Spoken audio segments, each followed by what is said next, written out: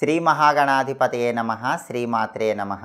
మాచిరాజ్ భక్తి ప్రేక్షకులందరికీ నమస్కారం.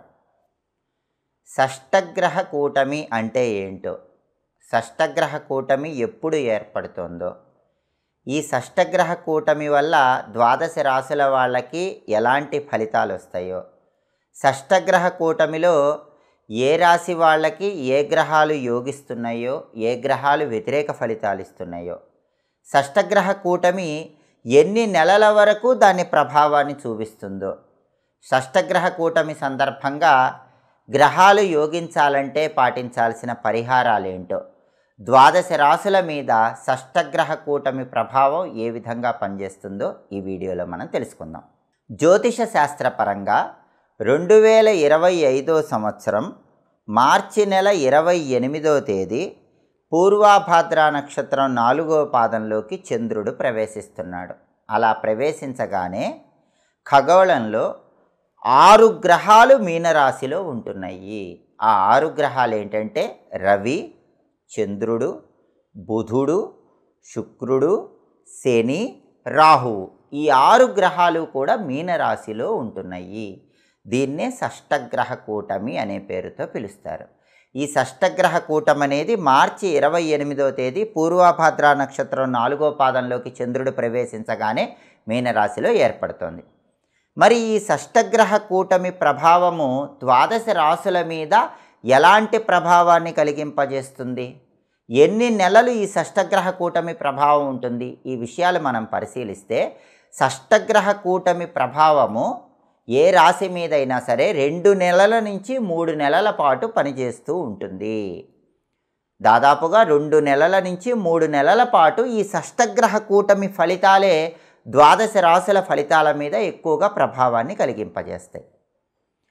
ఈ షష్టగ్రహ కూటమి ఒక్కొక్క రాశికి ఎలాంటి ప్రభావాన్ని ఇస్తుందో, ఏ గ్రహం యోగిస్తోందో, ఏ గ్రహం యోగించదో, యోగించని గ్రహానికి ఏం చేయాలో, ఈ విశేషాంశాలన్నీ మనం పరిశీలిద్దాం.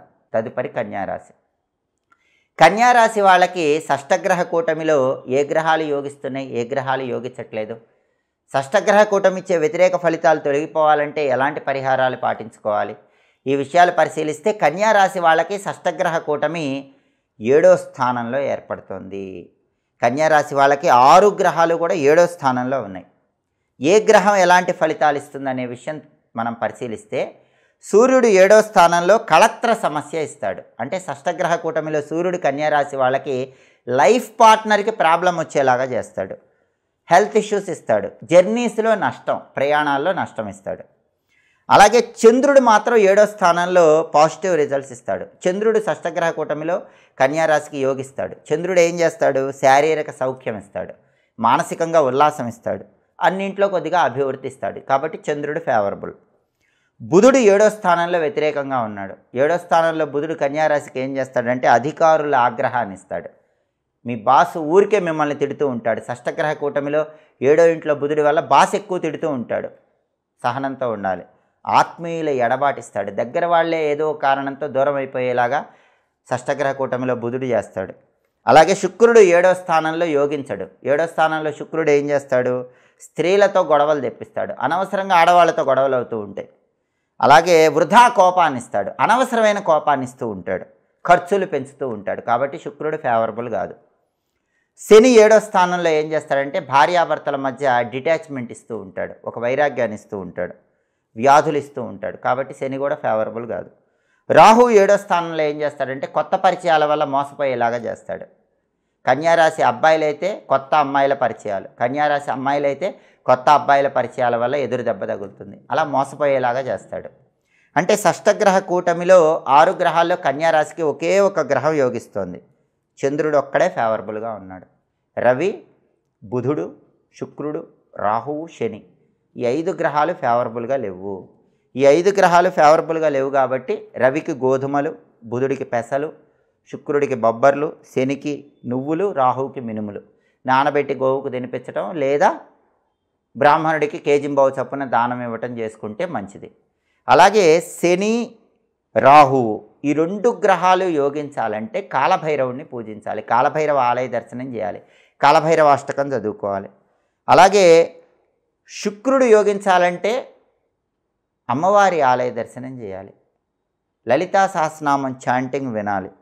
అదేవిధంగా రవి బుధుడు యోగించాలంటే విష్ణు సహస్రనామ స్తోత్రం చాంటింగ్ వినటం లేదా చదవటం చేయాలి. అంటే విష్ణుమూర్తిని, కాలభైరవుణ్ణి, లలిత అమ్మవారిని పూజిస్తే కన్యారాశి వాళ్ళకి షష్టగ్రహ కూటమి ఇచ్చే వ్యతిరేక ఫలితాలు తగ్గిపోతాయి.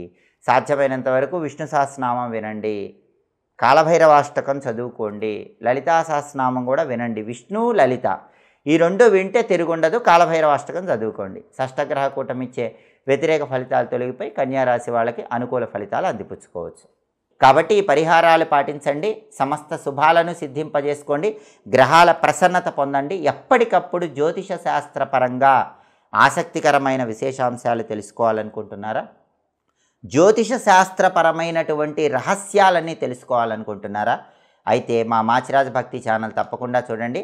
మా వీడియోస్ మీకు నచ్చినట్లయితే మా ఛానల్ లైక్ చేయండి, కామెంట్ చేయండి. మా ఛానల్ వీడియోస్ 10 మంది మిత్రులకు షేర్ చేయండి. మా ఛానల్ని సబ్స్క్రైబ్ చేసుకోండి. పక్కనున్న బెల్ సింబల్ నొక్కటం మాత్రం మర్చిపోకండి. సర్వే జనాః సుఖినో భవంతు. స్వస్తి.